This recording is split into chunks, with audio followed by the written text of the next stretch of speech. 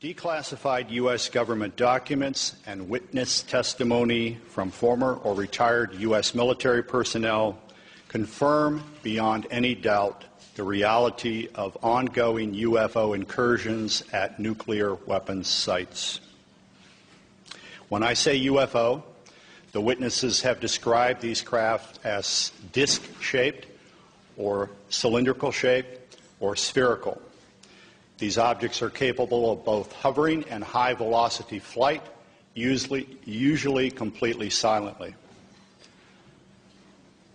Over the past 37 years, I have personally located and interviewed more than 120 of these former or retired military personnel, all of whom report UFO incidents at one or more of the following locations: nuclear missile sites, nuclear weapons storage areas, and nuclear weapons test sites in Nevada and the Pacific during the era of atomic atmospheric testing. I believe, these gentlemen believe, that this planet is being visited by beings from another world who, for whatever reason, have taken an interest in the nuclear arms race which began at the end of World War II. Regarding the missile shutdown incidents, my opinion, their opinion, is that whoever are aboard these craft are sending a signal to both Washington and Moscow, among others, that we are playing with fire, that the possession and threatened use of nuclear weapons potentially threatens the human race and the integrity of the planetary environment. Good afternoon. My name is Robert Salas. In 1967, I was a first lieutenant stationed at Malmstrom Air Force Base, Montana. I was a missile launch officer, and on March 24th, 1967, I was on duty at what we called Oscar Flight. It is a underground capsule hardened site, about 60 feet underground. We had security guards topside. The main guard is called a flight security controller. My commander at the time was Lieutenant Fred Mywald, now retired Colonel Fred Mywald. Sometime in the evening hours on March 24th, I received a call from one of my topside guards, the flight security controller, stating that they had been observing strange lights in the sky making odd maneuvers and wanted to report it. I thought it was kind of a strange report, but I took it seriously. You have to understand we were protecting nuclear weapons, and the reports we generally got were very professional. At any rate, I kind of dismissed the call. He called back about 5 minutes later. This time he was screaming into the phone saying they're looking at an object, a red glowing object hovering just above our front gate. This object was about 30 feet in diameter. He couldn't make out too much of the details of the object, only that it was pulsating, and he had all the guards out there. He was very frightened, wanted me to give him direction. I think I said something like, make sure nothing comes inside the perimeter fence. He immediately hung the phone up. I went to wake my commander, Fred Mywald, who was taking a rest break, started to tell him about the phone call, and just as I told him, our missiles began going into what's called a no-go condition or unlaunchable. Essentially, they were disabled while this object was still hovering over our site, our launch control facility. At that point, we went through our procedures. He reported back to the command post the incident. We also had some security lights, meaning security incursions at some of the launch facilities. So I called the guard back upstairs and directed that a security team be sent out. At this point, the guard told me the object had left at high speed. Again, silent, no noise. The security guards got out to the launch facility and reported back that they were seeing this object again. They also lost radio contact. This incident terminated at that point. We reset the security alarms, but the missiles themselves were still disabled. We had to call in for maintenance teams to come out and bring them back up on alert. The main indication we got from our equipment was this was guidance and control system failure. I want to emphasize that the security people upstairs had no control authority over. They had no equipment up there, no ability to affect any kind of system shutdown on our missiles. All the control systems were underground.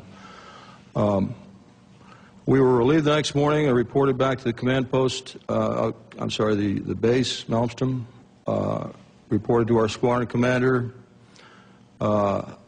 He was white as a sheet, didn't know how to explain the event. I asked him specifically if it could have been an Air Force exercise, and he assured me that it was not an Air Force exercise. There was also a member of the Air Force Office of Special Investigations in the room. He ordered us to not ever talk about this. I even signed a non-disclosure statement to that effect. This was, and I didn't talk about it until 1994. I was able to come across a little paragraph in a book called Above Top Secret by Timothy Good. And on page 301 of that book, there's a short paragraph about missiles being shut down while UFOs were overhead. At that point, with the help of Mr. James Klotz, my investigator, we requested the Air Force to send us documents about this shutdown, not mentioning the word UFO.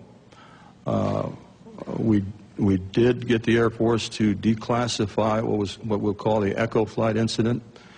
Let me back up a little bit. During the report to the command post, my commander, Fred Mywald, turned to me and said the same thing happened at another site. At the time, I thought he meant that evening, but it turns out the same thing had happened a week earlier at another site, and he was probably referring to the Echo Flight. At any rate, at that point, when we got the Echo Flight incident declassified, I felt I was able to come forward and start talking about it because I thought that's where I was. It wasn't until later I found out it was an Oscar flight, and I realized that not only our flight had gone down, 10 missiles, but the Echo Flight also went down about a week earlier on March 16th. We have extensive documentation on the Echo Flight incident that we received from the Air Force under Freedom of Information Act. We have the testimony of Walt Fiegel, who was the deputy missile crew commander at Echo Flight. I have a couple of letters from the commander, Eric Carlson. Colonel Mywald gave me a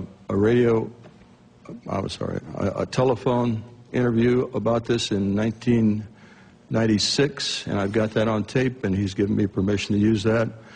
So we've got audio recordings of some of these witnesses. We've got written statements. We've got documentation from the Air Force. All of this supporting what I just told you.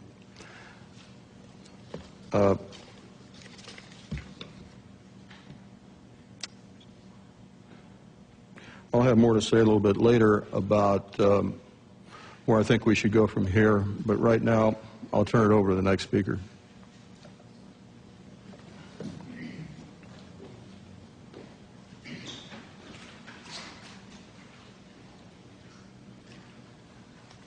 Good afternoon. My name is Dwayne Arneson. I'm going to give kind of an adjunct testimony to what Bob has already spoken about. After graduating from college with degrees in physics and math, I entered the Air Force, got a commission, and served 26 years as a communication electronics officer in positions all over the world, including Vietnam. My highest clearance held was top secret crypto special compartment information talent keyhole. For those that know clearances, you got to be almost squeaky clean to get that. Back in 1967, I was officer in charge of the Communications Center at the 28th Air Division in Great Falls, Montana. I was also the crypto custodian. I was a top secret control officer for the division, and I passed out nuclear launch authenticators. In March of that particular year, I can clearly recall a message coming through my communications center which basically said what Bob has already talked about, that a UFO did in fact shut down several missile silos in Montana. Not being a missile type, I didn't know Oscar flight from Echo flight, so I couldn't relate to any of those details. But the fact was that missiles were shut down by them. Later on, in mid-70s, about 1975, I was commander of a radar site in Maine, which was adjacent to Loring Air Force Base. Periodically, my security cop and I met with the SAC security police. And on two occasions that I can recall distinctly, they told us that UFOs were seen over the nuclear weapons storage areas at Loring Air Force Base, which was a SAC bomber base, as some of you may well know. I don't know what the details were. I don't know if any nukes were damaged or deactivated. I never saw a report on that, so I really can't say. That is history. After retiring from the Air Force, I went to work for Boeing as a computer systems analyst. Bob didn't mention this, but one of my first supervisors at Boeing was Robert Kaminsky. He has since passed away. He was the engineer selected by Boeing to go out and investigate the UFOs, the missiles that were shut down. He living close by where I lived in Washington State. We got together frequently on Saturday to discuss UFOs and other topics. And he says, Arnie, those things were perfectly clean, and they did not go down by themselves. He then went on to say that halfway through the investigation, the Air Force sent Boeing a message which said, stop the investigation and do not, repeat, do not send us a report. He told me that personally on 2 or 3 different occasions, and no hesitation at all. In conclusion, I've studied UFOs for over 60 years, believe it or not, and I am convinced that somebody out there is trying to send us a message. If I knew who they were, I probably would not be here. Thanks for your time.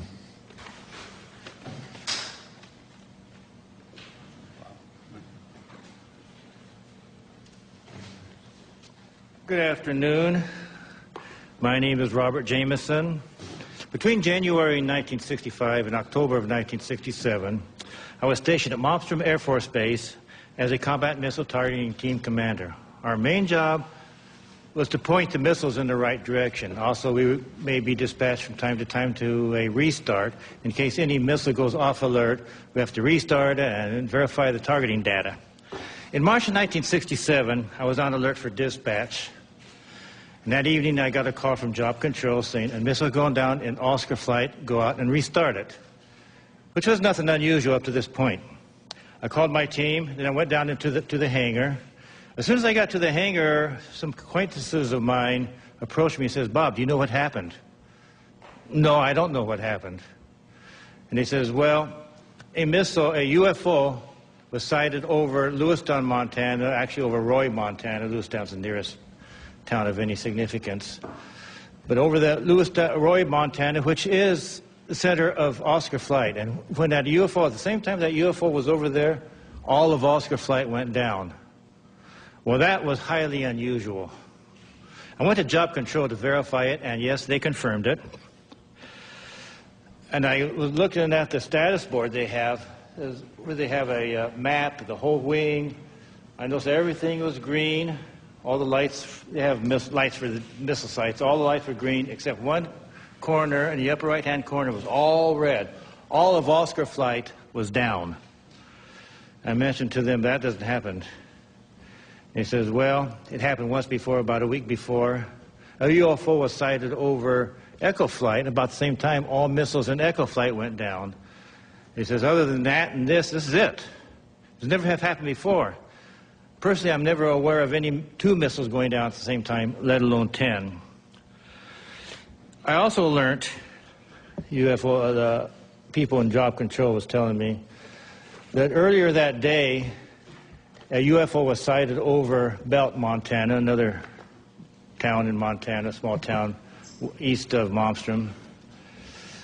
And it went into a canyon.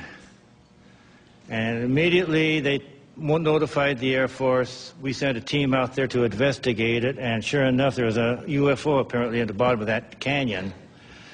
Job control told me, go over to the emergency command post they have set up in the colonel's briefing room. I had access to that location. I went over there. The room was too crowded to really gain anything. I did hear radio contacts with a team out on the field mentioning lights at the bottom and everything, but I couldn't get too close enough to really find out what was going to happen. I left the room and started wandering around getting my team ready. Went into debriefing. We always go, before a job, we go to a debriefing.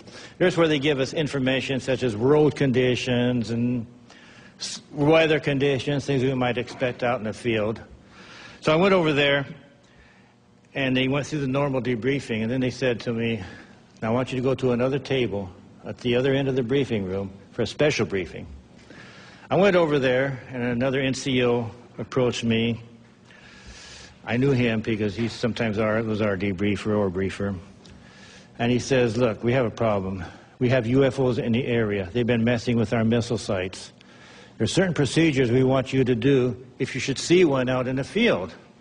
And he proceeded to tell me what to do. If we're out on the road, we see a UFO, we do not go to the launcher, but instead to the nearest launch control facility. Also, we call job control and let them know what we're doing.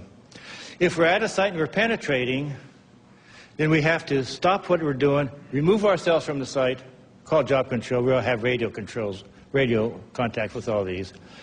Call to job control and wait for further instructions. Now, if we're at the site and we're doing our work, I have to take myself, my team, and the targeting tapes, go into the launcher, close the personnel hatch. Now, all the teams, before you go out into the field, will take with us an armed guard. That's just normal. We have to leave the one guard, armed guard, on top, all by himself, and he's supposed to report to job control or the launch control facility of what he was seeing. And I says, okay, but then he says one other thing, don't leave yet. We're going to hold everybody back until we're sure that all the activity out in the field has ceased, at least for the time being. So I waited around about an hour and a half. He was all ready to go. Then they contacted me and says, okay, you can go now. So I went with my team. We went out to the field. We restarted. We had to go to Oscar Flight. That's not a very pleasant thing. Oscar Flight is 120 miles. It's the furthest flight from the base. And in Air Force trucks, that's not the most comfortable ride. But nevertheless, we went out to Oscar Flight, and we restarted, I think it's either 3 or 4 missiles. This is where Bob was at the time. We restarted 3 or 4 of their missiles. The startups were successful, and I saw no incidents in the field. When I came back, we have to go through debriefing. The first things I asked them upon return to the base, what about this missile out in Belt? They said as soon as daylight came, we was going to send choppers over. It was nighttime when they first saw it, and no one's going to have them scale down the mountain at nighttime. So they were going to send some choppers down and scale the mountain, scale the canyon daylight time. But as soon as daylight time came up, this thing shot up right through everything and just disappeared, more or less. So that was that. Now, also, about a week later, I also heard that a UFO was sighted over India Flight, and there was a partial shutdown. I think 4 or 5 missiles was shut down at India Flight with a UFO overhead, not the whole flight. And I had to go out and restart at least 2 of them. And then the rest of my time at Montana, I was involved in no more further UFO incidents. Nothing else happened. And then I went on elsewhere. Thank you.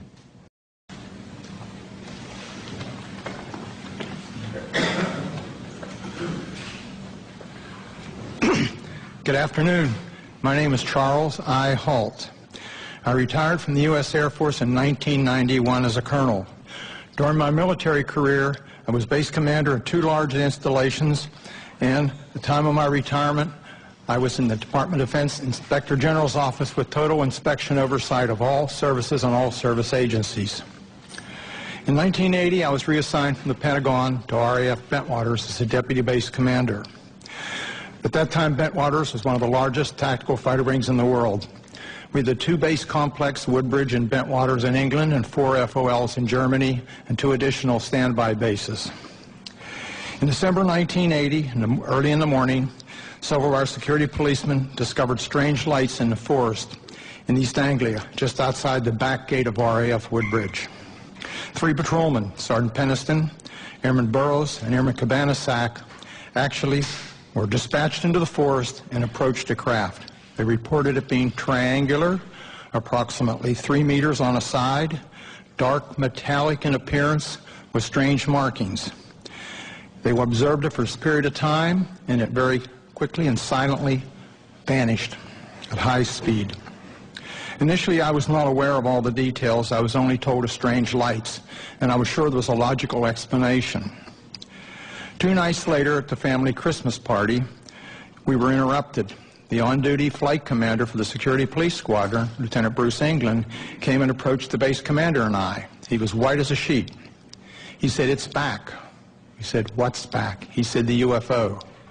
Well, we still were, I should say, non-believers at that point. Since my boss had to do the presentations, I was tasked, unfortunately, to investigate. So I went home and changed clothes. I really expected to find a logical explanation. I took several security policemen with me, a disaster preparedness NCO who took an APN-27, a Geiger counter, and a camera. I also had my small cassette recorder I carried everywhere when I was on duty.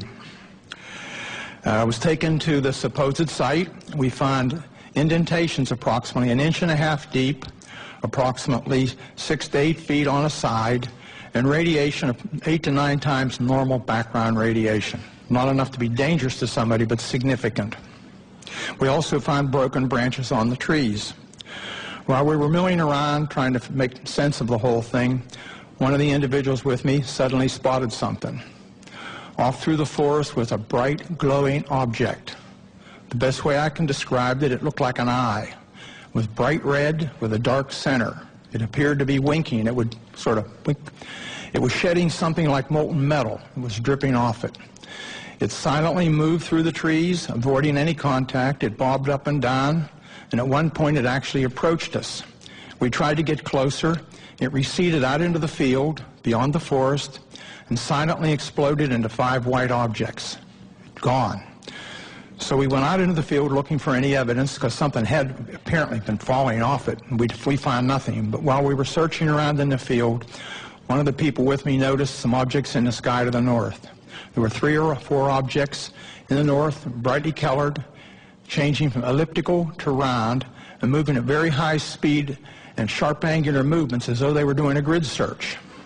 While we were watching them, somebody else noticed to the south there were 2 objects just sort of hovering in the sky. One object approached us at very high speed, best guess is 3,000 to 5,000 feet, somewhere in that neighborhood, stopped directly overhead and sent down a concentrated beam at our feet. It was about 1 foot in diameter. The best way I can equate it is sort of a laser beam. We stood there in awe. Was this a warning? Was this an attempt to communicate? Was this a weapon or just a probe? Just as suddenly as it appeared, click, it disappeared. We stood there, really concerned. About that time, we noticed the other object to the south was sending down beams, about a mile, 1.5 miles away over Woodbridge Base. We had 3 different radios with us, the police radio, the security police radio, and I had the command net. All 3 radios were functional, and we were talking to control centers. They were constantly breaking up, and we had great difficulties communicating, but we were able to discern that on the police and security net that some of those beams were either falling into or near the weapons storage area, and there's a great deal of concern. It really bothered me at the time. Every time something of significance happened that night, I kind of clicked on my little tape recorder and recorded it so I'd have a record of it for the next day. Unbeknownst to me, a copy of that was released by one of my coworkers several years later, and hence there was a lot of publicity. My superiors at the time were informed what happened. I briefed my boss. I played the tape for him. He listened intently. He was aware of the incident because he was monitoring the night before on the radio. He and several others were. He took the tape to the 3rd Air Force staff meeting the following Wednesday. 3rd Air Force was the Air Force headquarters at that time in England. Played it for General Baisley, the commander and staff. They all sat silently. The decision was, it happened off the base, so it's a British affair. In other words, they were loath to get involved. So my boss came back and threw me the tape recorder, and I said, well, what do we do, boss? He said, get with Squadron Leader Moreland, who was the British liaison officer, and do a report. It's their problem, not ours. Gosh, here I am kind of caught in the middle, and I'm a junior guy here. Whoa, why did I ever get involved? Well, Squadron Leader Moreland was on vacation in Wales at the time. He came back, and he was quite upset that he was in the middle of the thing, too. So he said, well, write a memo. So I wrote a, I shall call it, cleaned up memo, just kind of unexplained lights, just to kind of tickle their, get them to come out and investigate and look into the thing. Well, I gave it to Moreland, and unbeknownst to me, Moreland sent a copy to his superior at 3rd Air Force. I didn't know that at the time. The copy to MOD was apparently buried in the files. Days turned into weeks, and weeks turned into months, and I almost forgot about the incident, to be honest with you. Gave up. Several years later, one of my coworkers was playing a copy of my tape at cocktail parties and caught somebody's ear. Somebody started asking questions, and he said, oh, Holt wrote a memo. The next thing we know, there was a Freedom of Information request came into Bentwaters. Of course, there was no official copy. We didn't have word processors in those days. We used typing manifolds in the old typewriters. We were just transitioning.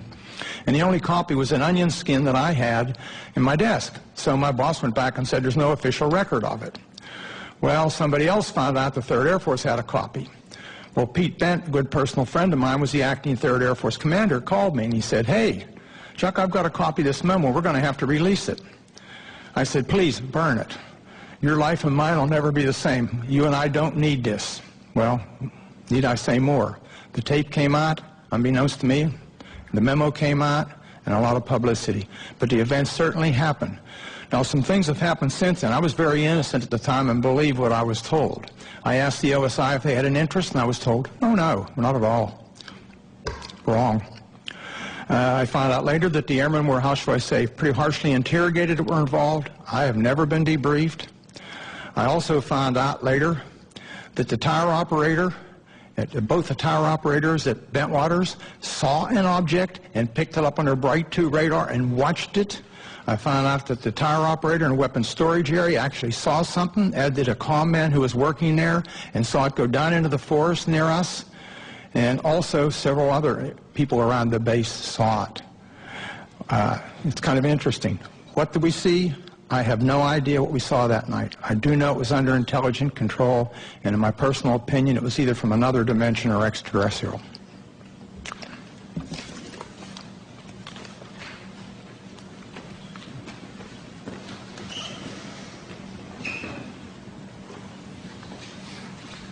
Good afternoon. My name is Jerome Nelson. From 1962 to 1965, I was an Atlas F ICBM Deputy Missile Combat Crew Commander, assigned to the 579th Strategic Missile Squadron in Roswell, New Mexico.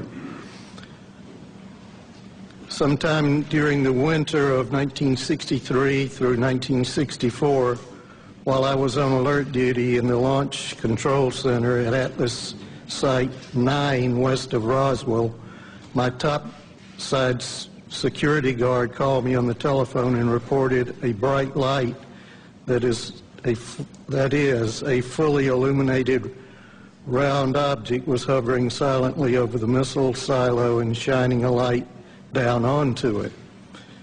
I could tell that he was serious, and his voice revealed he was very frightened. After perhaps 5 minutes, the object left the vicinity. Even before it left, I called the base command post at Walker Air Force Base and reported the incident. I was concerned the object would somehow sabotage the missile. I was surprised by the response I received, being told that the command post would take the unauthorized excursion under advisement. I was never debriefed by my commander or anyone else, which I found quite puzzling and frustrating. Over the next month or so, this type of incident occurred several more times while I was on duty at Site 9. I would estimate the total number as more than 3, but fewer than 10. On each occasion, I would call the command post, but each time my report was met with the same apparent indifference. During each of these incidents I witnessed, the guard would call the Launch Control Center and report the UFO. Several guards were involved over time and were all obviously frightened by the object hovering over the site. Their voices were actually trembling. Because of my duties in the Launch Control Center, I could not go topside and look at the objects myself.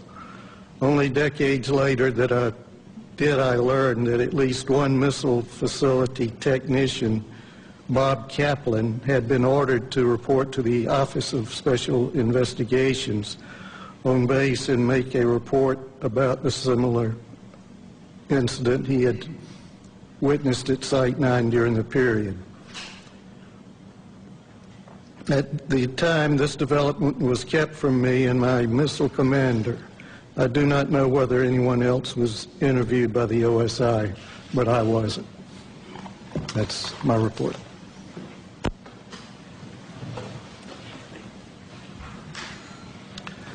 Well, good afternoon, ladies and gentlemen. My name is Patrick McDonough, and I'm here today to relate an experience that happened to me in September of 1966. It's 44 years ago, but that experience was so significant, it was basically burned in my memory. I haven't forgotten about it at all. But I am getting older, and I did want to put this experience and relate it on the record. A little background on me: I had enlisted in the Air Force in Berkeley, California in first week of November 1962. At the onset of the Cuban Missile Crisis, it was going. I felt patriotic. And up to that time, I had been studying engineering in college. I had 3 years of engineering. And the Air Force, considering my background, trained me to be a geodetic surveyor. And I was assigned to 1381st Geodetic Survey Squadron in Orlando, Florida. We basically, in 1965, we moved to Warren Air Force Base in Wyoming. On average, I would spend 9-10 months a year on temporary duty, surveying for latitude and longitude at our missile sites and aircraft bases for positioning missile and aircraft guidance systems. Basically, the squadron's mission was to provide precise geographical coordinates for a missile or an aircraft inertial guidance system, so that the missile or aircraft would know exactly precisely where it was at when it takes off, while the intelligence agencies would provide the targeting information. In early September of 1966, myself and 2 other airmen, Airman First Class Al Kramer and Airman Third Class Charlie Coates, we were temporarily assigned to Malmstrom Air Force Base, and were ordered to provide or perform the initial geodetic surveys for the last 50 missile sites there. There already was 150 Minuteman I sites, and we were putting in the last 50 for the wing. And basically, we were assigned to the Site Activation Task Force they call SATAF. It was Boeing, really, the prime contractor. We were given a government truck, no radio, anything in it. I was the chief of party. I was the observer on our small 3-man team. Al was the recorder. Charlie was, we were trying to train him both in observing and recording. We normally would arrive at a missile site at about in early evening. We'd set up our instruments, and basically what I was doing was the star observation to provide precise latitude and longitude. On the night of this incident that happened, we were completing a series of what we call celestial astro-azimuth observations southeast of Conrad. And I was doing the observing, Al was recording, and Charlie was assisting Al with the chronometer on the time hacks as I tipped on Polaris. The unusual thing about this missile site I was at was that the blast hatch of the silo was open. And that was very unusual. Normally when I'd go to these missile sites, even though they were not activated yet with a missile, they were always closed. The monoliths were there. We do 4 monoliths and do a precise quadrangle. And the work we did was very precise. It involved a lot of, it was basically all using star shots. And so here's a site that we arrive at, and the blast hatch is open. And we're nearing completion of the star observations. We had been to the other 3 monoliths, and I was at the monolith at the next to the hatch. And it was probably about 1:30, and a unidentified flying object came from the north and stopped right over us. I would say it was well, probably about altitude of 300 feet or so, maybe a little higher. It's a little hard to tell in the dark. It was round. It had, I would estimate its diameter at about 50 feet, kind of like a pretty large, you know, like a wingspan of a B-52, something in that range. It's pretty large. It seemed to have pulsating lights going around it, and it had a white light from the center looking down into the silo. There was no wind, there was no noise. Still only stayed there maybe 20, 30 seconds at most. And then I just remember, I'm staring up at the stars, right? I'm a pretty keen observer of what's above me here in the celestial sphere up there.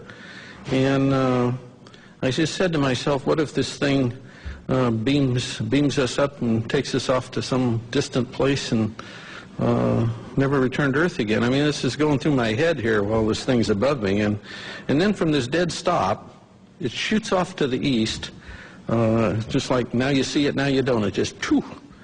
So after this UFO departs, I grabbed my instrument and jumped in the truck behind the steering wheel, and off we went. And we weren't about to be there if it came back.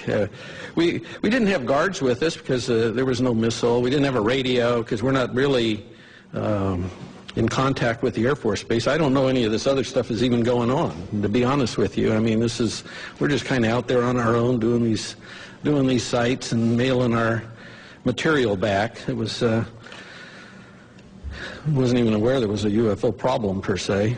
But as it turned out, the night's events weren't totally over with us at that point. As we sped away and on our way back to Conrad, and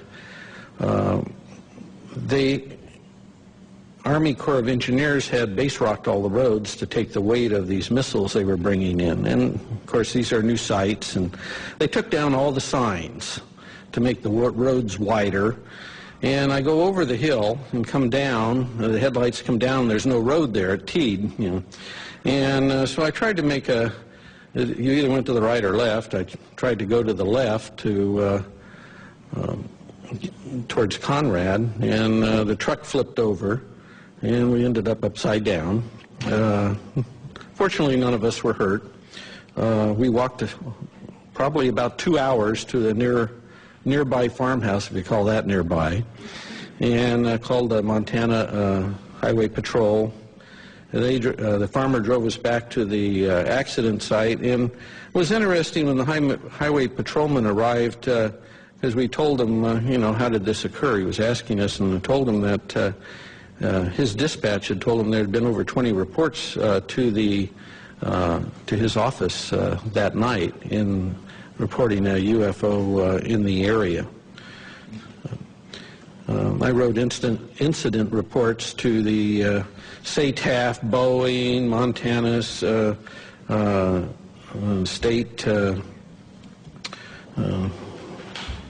regarding the accident. But, what was interesting was I never heard anything from the Air Force regarding the incident.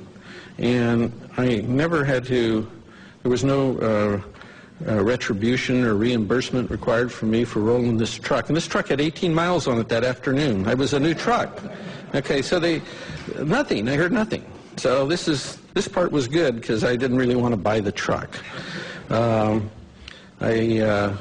I went back to my headquarters at Warren Air Force Base, and about a month and a half later I was discharged. I did not mention wrecking this truck up in Montana on one of my TDYs. They didn't ask me, and I didn't mention it. I didn't want to buy it.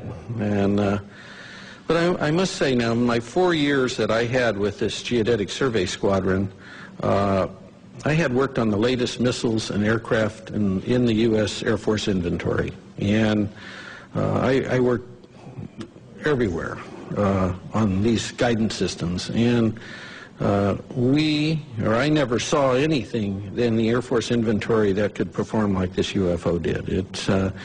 I don't know what it was, but we sure didn't have any. I never saw anything like it.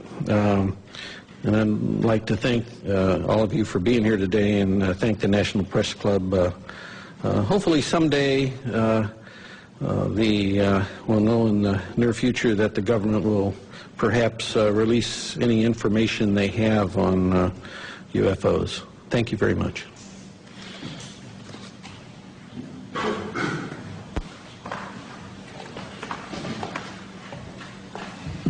Hello, everybody. I'm Bruce Fenstermacher. I don't have any exciting stories like rolling a truck with 18 miles on it. From 1974 to 1976, I was a combat crew commander and a captain in the Air Force, stationed at F.E. Warren Air Force Base at the 400th SMS and assigned to Romeo Flight. In the fall of 76, my deputy, who I'll call Sam because he's not given me permission to release his name, we were on alert, trying to stay awake. We were listening to the conversation between the flight security controller of the topside NCO and the strategic alert team, the security alert team, the SATs. Kind of that was one way to stay alert, because the SAC duty is moments of terror with hours of boredom. And suddenly we heard the FSC call the SAT team and say, stop the vehicle. Get out of the vehicle and look around. I didn't tell them where to look or anything. And Sam and I looked at each other and then said, what do you see? And he said, oh, I don't see anything. I don't see anything. Holy bleep. I do see a white pulsating light in the sky. It's maybe 7 or 8 miles away. The FSC asked where it was. He said it's to the north. He said it's pretty close to where the launch control facility is. So my deputy and I did a double take. We called upstairs and we said, what's going on? He said, you're not going to believe this, Captain, but right above us there's a huge white thing, pulsating light above us, and I had to call them to make sure I wasn't seeing anything. Upon prodding, he told us it was shaped like a fat cigar. I think he said a pregnant cigar. White pulsating light. Between the pulsations, he saw red and blue lights. It was silent, because I prodded him saying, is it some sort of helicopter? He said, no, it's very silent. We're talking to him for several minutes, and he says it's starting to move away along our access road. So we hung up. My deputy and I are saying, what do? We got to report this. He calls down, the FSC calls down shortly and says it's over one of our launch facilities, the missile silos, and it was the closest one along the access road. So I ordered the SAT team to go to that site. And they called in through the FSC, so they had to go back for batteries. And they were a little slow getting out, so I was kind of ordering them, come on, get on, get going. And at the same time, we contacted SAC Command Post at FE Warren. And the NCO answered, and we told him the story, and he laughed and said, when it eats the SAT team, call me back. So the SAT team never got to that LF. It silently moved again to another launch facility. We called the SAT team 3 or 4 times. I'm sorry, we called Command Post 3 or 4 times. The last time, and we got the same nonchalant attitude. The last time I said, are you logging this? And they said no. So I said, give me the officer in charge. And he said, well, he's busy. I said, well, either give me the officer in charge or I'm going to wake up the base commander, the squadron commander, because there's something going on, something's messing with my LFs. They were mine for that period. So the officer came on, and I said, you need to log this or I'll wake everybody up. He said he would. He called us, his NCO, a different NCO called us back a few minutes later, took the log of what had happened in a timely sequence. So it went to another LF. The SAT team had to come back for gas. Then it said it had car trouble. It could only go 5 miles an hour. So long story short, after several, about an hour and a half, the flight security controller said he could see it over another launch facility still down the road. And then he said it suddenly and silently just went away up to a star size and then disappeared. So that was it. It was an exciting rest of the tour. The next day we were relieved by another crew to go back home.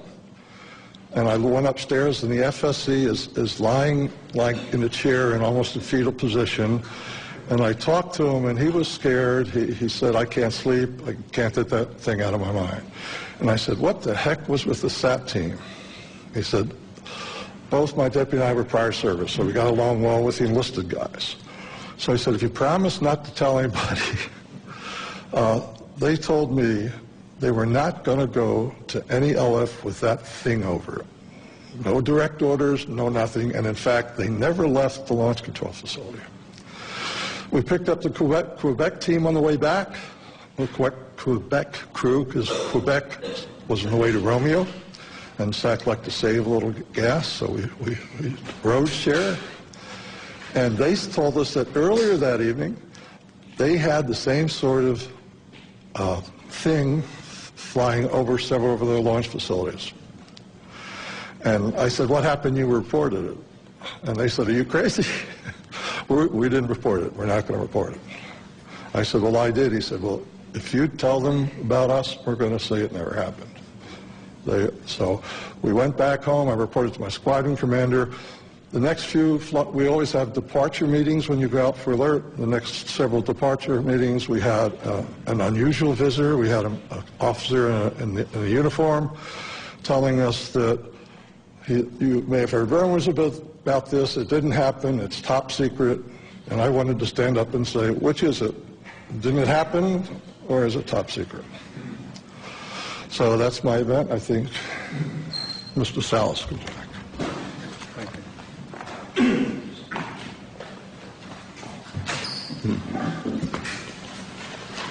What you have heard here today is evidence of a phenomenon. It sounds fantastic, and it is fantastic. We presented this evidence in the public interest of open government. Our signatures on affidavits in the press kit that you have attest to the truth of our statements. Our evidence is now public domain. The real question is, what is the public going to do with it, this testimony? It has been a general practice of the media to scoff at these kinds of stories, make light of such testimony. We can only ask that you take the time to give some serious consideration not only to our statements, but to the statements of other witnesses out there who have similar incidents. There is also documentary evidence that helps support what we have said.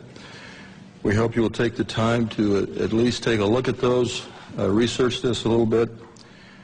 And if you do, I think you'll come to the same conclusions that we have. That is that the UFO phenomenon is real, not imaginary. There's current excessive secrecy in our government surrounding this phenomenon. Unknown aerial objects have in fact been observed over many of our nuclear weapons bases and other nuclear facilities, and in some cases the appearance of these objects coincided with compromising the operational readiness of our nuclear weapons. Although each of us might have different opinions about the meaning and intent of these incidents, I think we can all agree that the tampering with nuclear weapons is a national security concern. This is Air Force official policy on UFOs. This is dated 2005, but I believe it is current policy. I'll just read one part of it. It says, no UFO reported, investigated, and evaluated by the Air Force was ever an indication of threat to our national security. That is clearly misleading. It is false based on our testimonies. This statement, the decision to discontinue UFO investigations, was based on an evaluation of a report prepared by the University of Colorado in 1969. I believe this was the infamous Condon Committee study. There was substantial evidence to show that study was superficial and biased. In particular, the Echo and Oscar incidents I spoke about were never investigated by the Condon Committee, even though their principal investigator was well aware of these incidents. Obviously, the testimony given here today conflicts directly with that Air Force policy statement. We ask that our government answer to the public about the obvious discrepancy between our testimony and that of the current statement. Indeed, we demand an answer based on the foundation of our democracy that says, and I want to paraphrase Franklin Delano Roosevelt, President Roosevelt, the people should be strong enough and well enough informed to maintain the sovereign control over its government. Finally, I want to say, I think I speak for every one of us here, I have the utmost respect for all the men and women in the U.S. Air Force. I graduated from the Air Force Academy. I thoroughly enjoyed being a part of the Air Force, and I was honored to serve my country in that way. Our disagreement and challenge to the Air Force has nothing to do with the people of the Air Force. It has to do with official Air Force policy. And I think they are deliberately withholding the facts, not just in what you've heard here, but continuously since 1969. And by doing so, they're not allowing the people of this country to engage in the decisions regarding events that are clearly national security issues and concern to all of us. We're simply asking for the truth. Thank you for your attention. At this time, we're going to take questions. Mr. Hastings will take it from here. If you would go to the microphone over here and tell us what media you represent. Thank you. When you ask a question, I would ask first that you identify yourself and your organization, and then direct your question perhaps to a specific individual. That person will have to find his way to the mic, so there will be a bit of delay. Yes. Pat McCune, the Daily Trojan, University of Southern California. We just did a big event here, and LucasArts, Mr. George Lucas himself. I wanted to commend all of you. You guys are soft-spoken, but you carry a big stick, and that's exactly the way to approach this issue. I remember when UFOs first got going, it was like a laughing matter until they started revealing themselves in the deserts, Arizona, Colorado, and so forth and so on. I'm standing up here not only because if I'm a resource to anybody, if LucasArts is, please let me know, and I'm glad to do whatever I can to help you. As well, I wanted to point out that my friend Charles Stone back here is something of a real authority on UFOs. He does quite extensive work on websites and all, and is a real authority if you need some questions answered. That's it. Hello, Jeff Shogel with Stars and Stripes. Two quick questions. Mr. Hastings, you had mentioned that this is an ongoing phenomenon. Is there an incident later than 1980 that you are aware of? And then also, are there any testimonies here today that are new that have not yet been documented or been in the public domain? This is a cross-section of the witnesses who've come forward. The latest incident involving nuclear missiles was at Malmstrom Air Force Base in 2007. However, the person is still active duty Air Force. I'm not going to elaborate on that until that person is separated from the Air Force. Another incident occurred at the Nellis Air Force Base, Nevada, Area 2 weapons storage area. A series of incidents, the latest being in April of 2003, in which there were unidentified aerial objects maneuvering near the weapons bunkers at that facility. More recently, civilian sighting reports in Orange County, California, at the Seal Beach Naval Weapons Station, a series of bunkers, again, containing nuclear weapons. There were local media reports of multiple sightings in March of 2009 near this weapons storage facility. This is ongoing. This is the tip of the iceberg. We can only catch as catch can. I am of the opinion that for every incident that I'm aware of, and for witnesses that we've got in hand, there could be 10, there could be 100, there could be many, many more incidents that I'll never know about because the people won't come forward. They'll wait years or decades to talk about what they know. And is anything that has been said here not been in the public domain before? I'm sorry? Anything that has been said here, I know I've heard the incident that Mr. Holt referred to, I've seen Mr. Salas. Is there anything here? The other people that you've heard here today, I reckon you have not heard about. The testimony of the majority of these people have not hit the national airwaves, so to speak, or the national media. There have been websites, I've written articles and so on, but the majority of these witnesses have not received national or international exposure. I think if we could maybe limit one question per person so we can get everybody accommodated. Yes. Gentlemen, Stephen Smith, KSHE Radio, St. Louis. I commend you all for being here. What an incredible panel. And Robert, you and I have always spoken over the phone. I'm still editing the book. I was at Naval Headquarters in Communications during the Carter administration. And I can affirm what you're all saying. This phenomena is incredibly real. And one day, a gentleman came into our comm station, came up to me, I had never seen him before in my life, and said, "Do you know that we have aliens on ice?" And I was just taken back and speechless. I didn't pursue with any questioning. And he turned around and walked away and walked out. I have been a contactee twice in my life, both times in Santa Monica, California, one in 1986, one in 1997. Incredible experiences that I won't go into detail right now. But I just want to say, bravo, gentlemen. Thank you.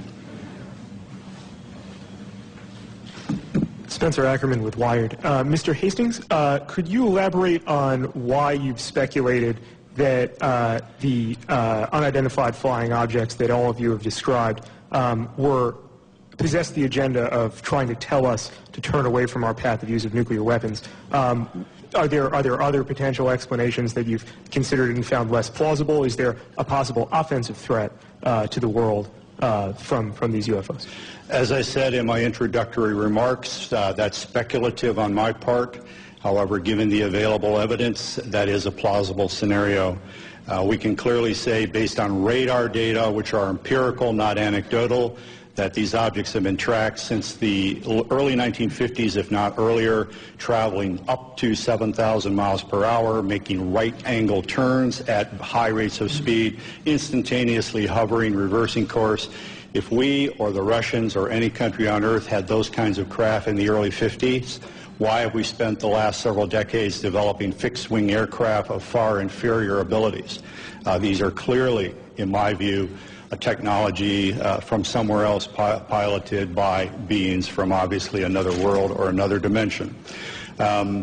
Moreover, the fact that missiles have been tampered with here and in the former Soviet Union, and on one occasion in each country, about which I am aware, actually activated, I think we can rule out that these are the Americans attempting to start World War III or the Russians attempting to start World War III.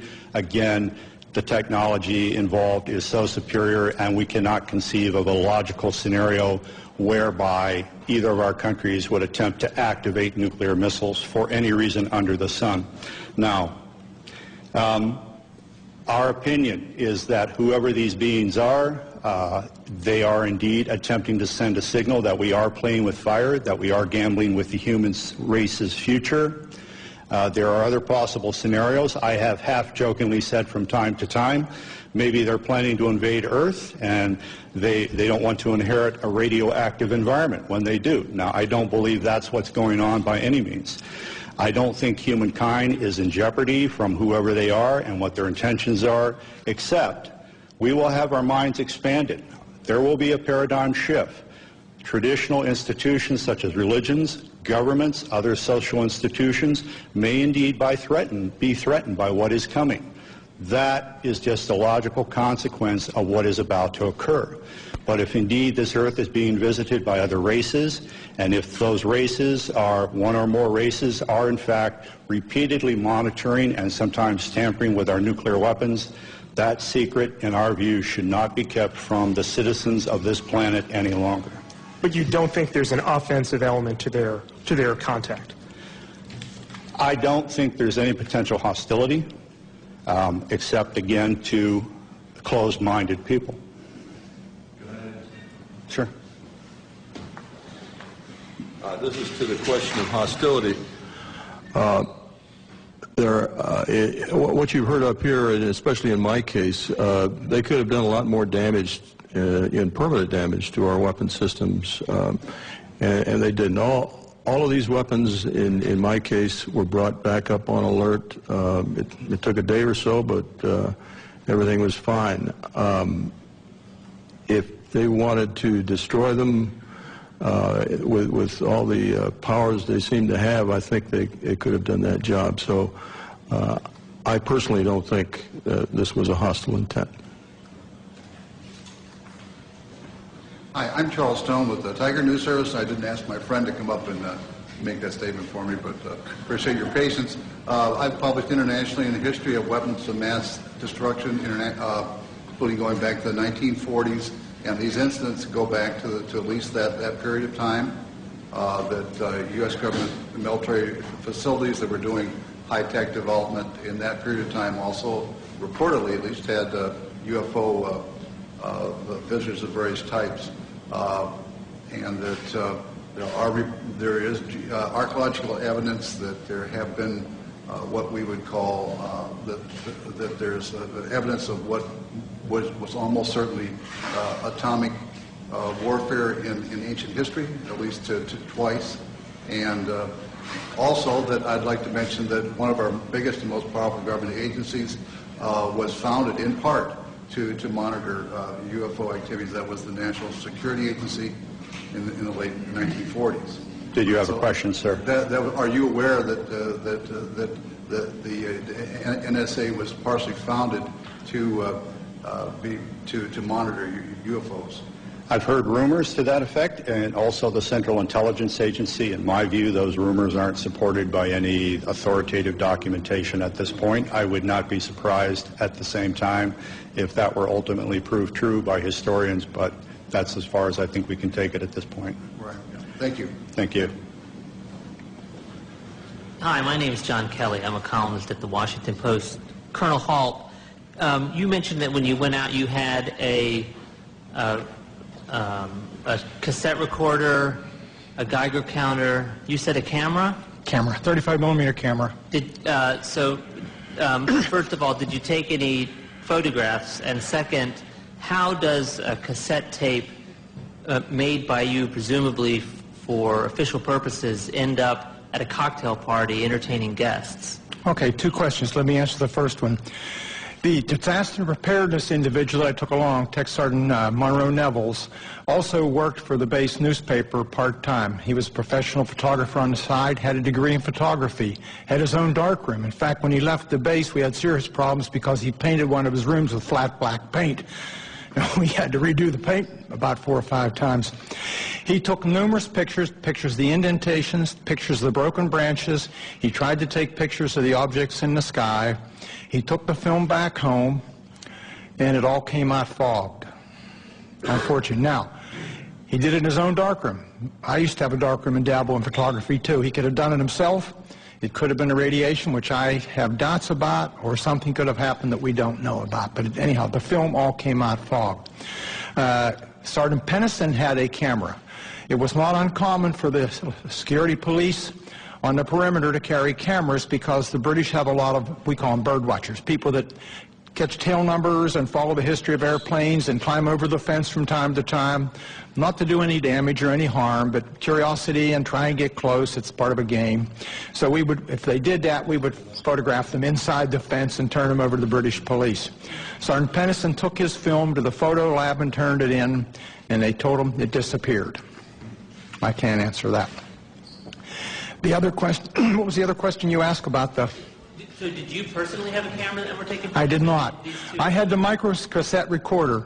We, keep in mind, we were just in the process of transitioning to word processors in those days, still using the typewriter. Our secretaries were very resistant to getting involved in modern technology.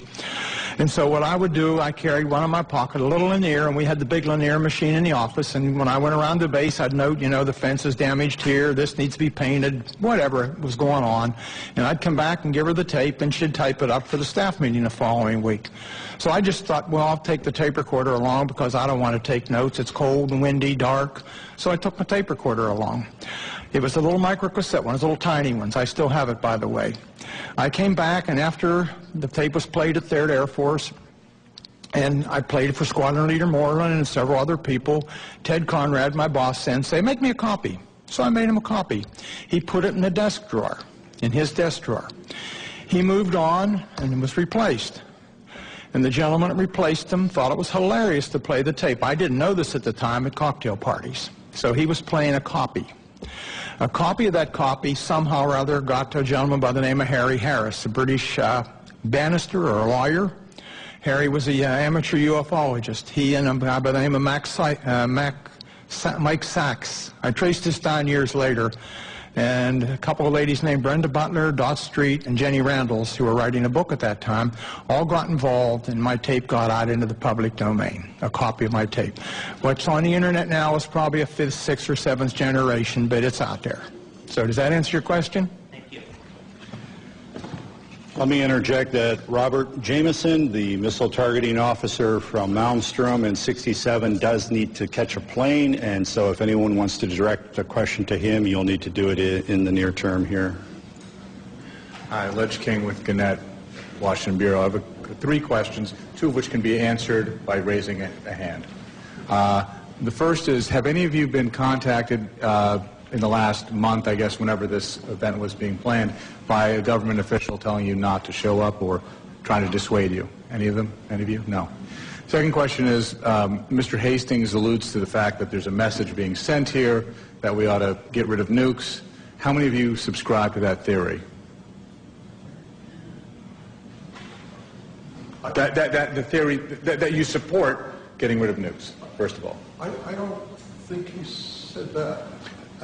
Well, what you're being asked is, Bob and I are of the opinion that the bottom line is the best explanation for what has taken place at our nuclear weapon sites is that whoever are in the UFOs are in effect sending a message, perhaps getting rid of nukes, expressing displeasure or concern, but certainly indicating an interference with the weapons. You're being asked whether you subscribe to that or not. Do you support? Not quite to that degree.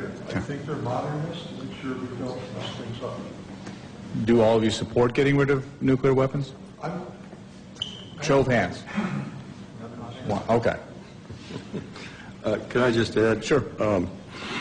with regard to the reason I came to the conclusion that this was a message was simply, again, they could have done a lot more destruction, I think, to our weapon systems, and they didn't. It was simply shining a light on our nuclear weapons, and literally shining a light on nuclear facilities. This has happened all over the world. I can point to other instances where UFOs came over, shone a beam down on the weapons storage area where nukes were stored.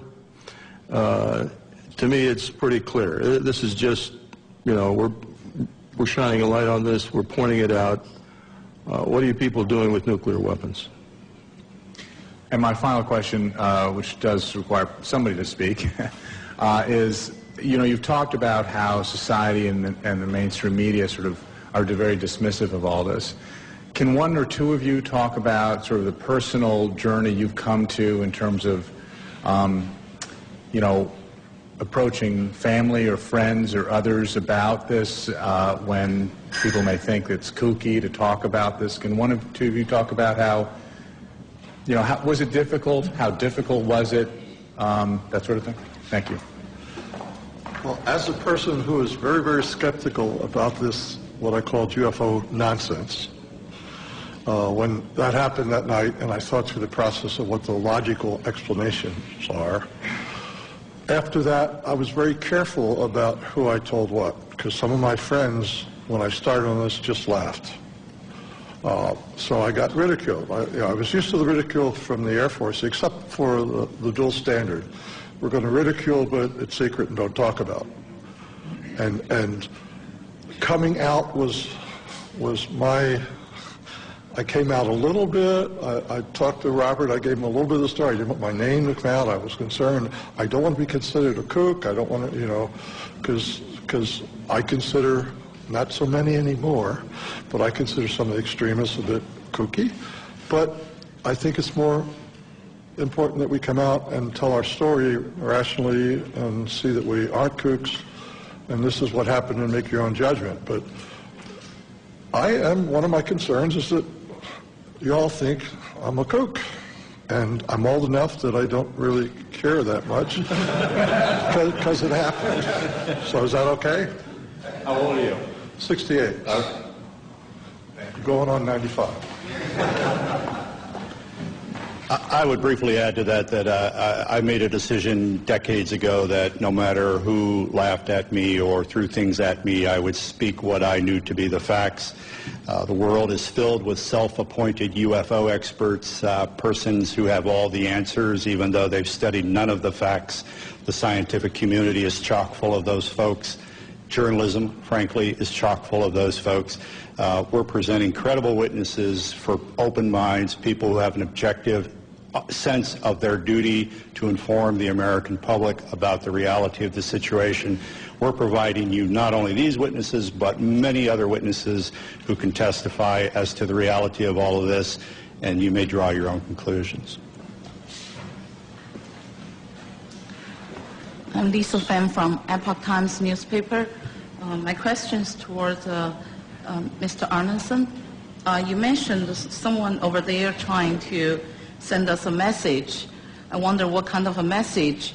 Do those aliens consider our Earth people have a threat to them, or they just try to defend, or they try to come here to occupy, take over Earth?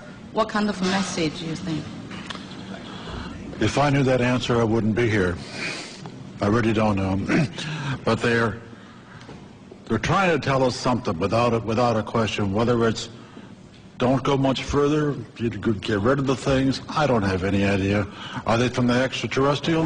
Who knows? Are they from other dimensions? Who knows? Are they from underneath the Earth? Who knows? Your guess is as good as mine, and I can't answer that question. Anything else? The government are trying to conceal this information, the fact actually, for all those years. Do you think this will do good for the society's stability, or is a kind of prevent for some advance or further research? for our society? No, that's a big one. We have been lied to for so many decades about the truth of the matter, and I think we need to have more openness in society as far as what these things are. Recently, in the last year or two, the Catholic Church has said publicly, you know, it's okay. ETs can exist. They're our brothers, and they are theologically saying it's okay to believe in extraterrestrials. And if the Catholic Church says it, it's got to have a big stick, I would think, as far as the Western world is concerned anyhow. Do you think right now it's a time for human beings to admit there are other spiritual beings in the universe besides the human race? Oh yeah, I think that's the thing is, people are so wrapped up nowadays in their own world. They're worried about jobs, they're worried about mortgages. They could care less about UFOs and ETs and paranormal events and whatnot. That isn't even on their radar scope. Unfortunately, but that's... I understand that. I haven't spoken to college students that much myself, but I understand that that is a fact. Yeah. And that's healthy. I think that's goodness. Oh, yeah. I just wonder what's in the archives in the Vatican as far as UFOs and things like that are concerned. If that could be released, wow, I bet it would blow the socks off a lot of people. That'd be interesting. Okay. Let me. You asked what would the potential changes be for society? Would this be good? Let me briefly summarize and say, in 1975, a former CIA official, Victor Marchetti, wrote a best-selling book called The CIA and Cult of Intelligence. The CIA took him to the Supreme Court to attempt block publication of that book. Ultimately, a redacted version of it was released. It was the first book in American history to be censored by the U.S. government. The same Victor Marchetti, in 1979, wrote an article for Second Look magazine. The title, I believe, was How the CIA Views the UFO Phenomenon. He said, among other things, this subject was so sensitive that you did not talk about it in the agency unless you had a need to. Nevertheless, there were rumors floating around at the highest levels of CIA about recovered crashed UFOs and the bodies of their crews. Thirdly, Victor Marchetti said, in his opinion, as an intelligence analyst with CIA for I think 11 years, he was of the opinion that no government on earth will voluntarily release this information because it would jeopardize the status quo, i.e. their power. Even if there's no hostile intent or implication to the visitation of these beings, if indeed these are extraterrestrials, even if they're not meaning us any harm whatsoever, governments have nothing to gain and everything to lose by admitting the reality of this. And Victor Marchetti's opinion is that this will probably come out, by some action on the part of the phenomenon itself, which will leave no doubt in anyone's mind. But don't expect Washington or Moscow or any other government to volunteer the reality of all of this. Thank you. I'm Jim Canan. I'm a defense writer of long standing in this town for Gannett Newspaper's Business Week magazine, and I was senior editor of Air Force magazine. I'm going to ask a question, but I want to contribute something. When I was on Air Force magazine, I was told by an Air Force colonel of long acquaintance that this was real and that we were actually dealing with the aliens. I never had the guts to write. He said, you won't have the guts to write this. I said, no, because I have to confirm it. And if you can't tell me how to confirm it, he did give me a couple names, but it didn't pan out.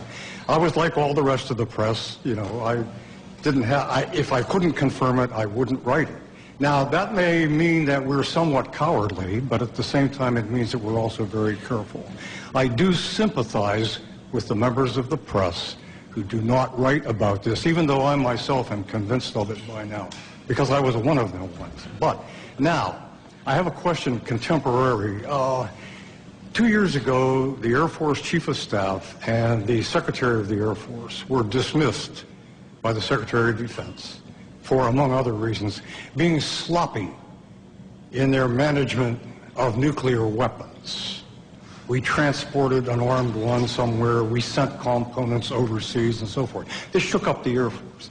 I want to ask you gentlemen in the aggregate or individually, do you think that this evidence of malfeasance ranks up there with not telling the public about alien or UFO intrusion at nuclear sites? Is there an equation there?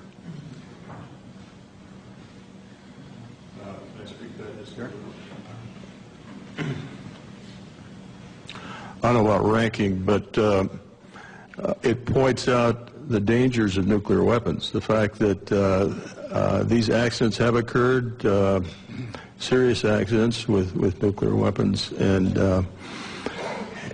it just points out how dangerous it is that we have them. I don't know how to compare that with the cover-up. I'd have done an analysis of the cover-up, and I'd be glad to give it to any of you guys that are interested.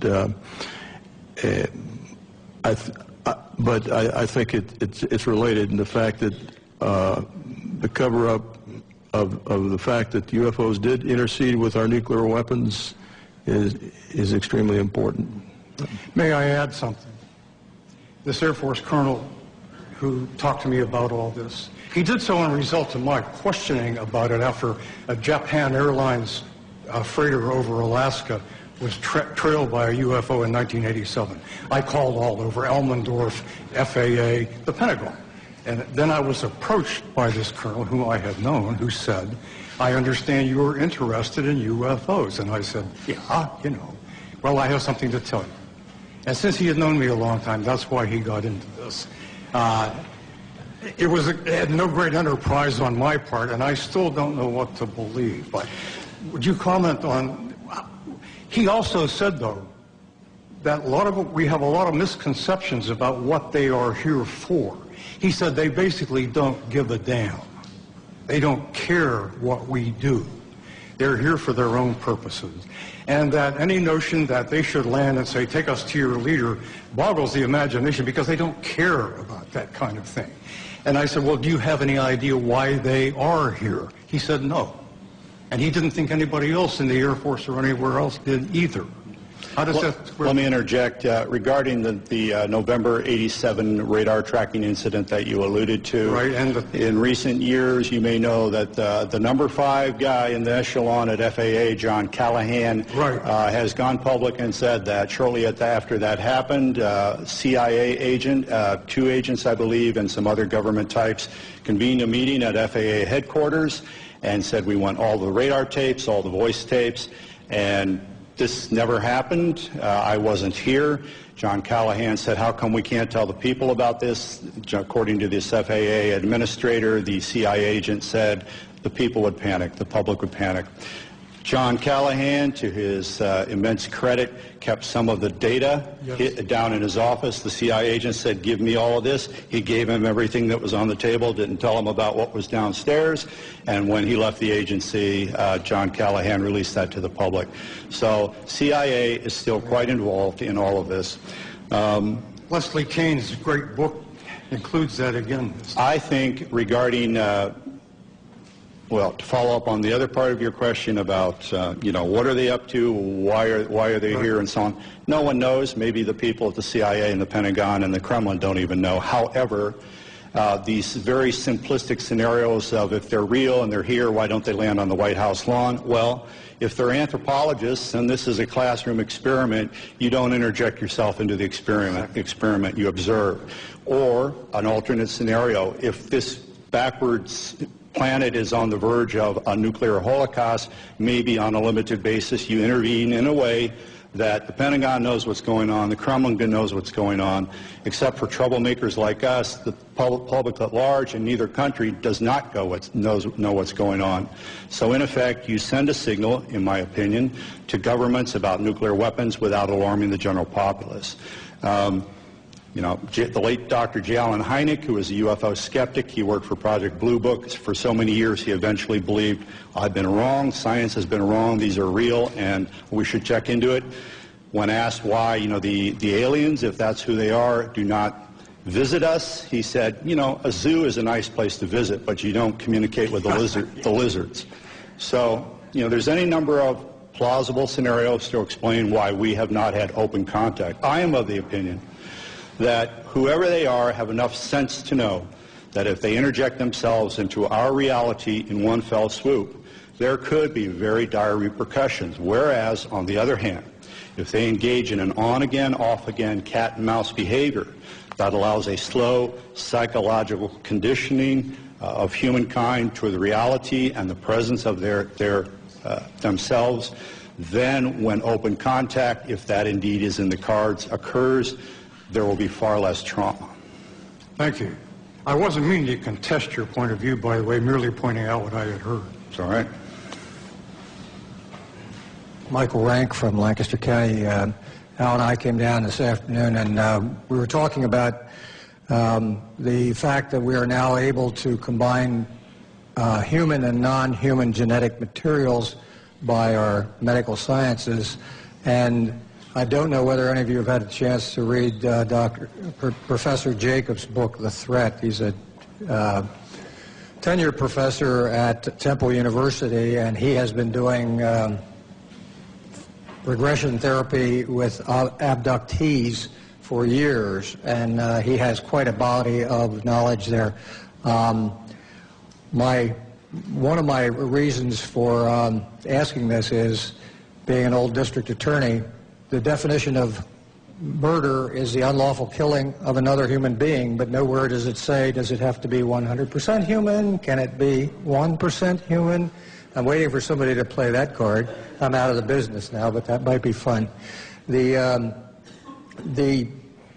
other issue is the toadies in government who are following their orders to lose the files in Freedom of Information Acts, I think might take a totally different view as to their attempt to preserve their jobs if they realize that there might be an argument made that there's a First Amendment violation by suppressing the truth about these things that have been found and seen and so forth.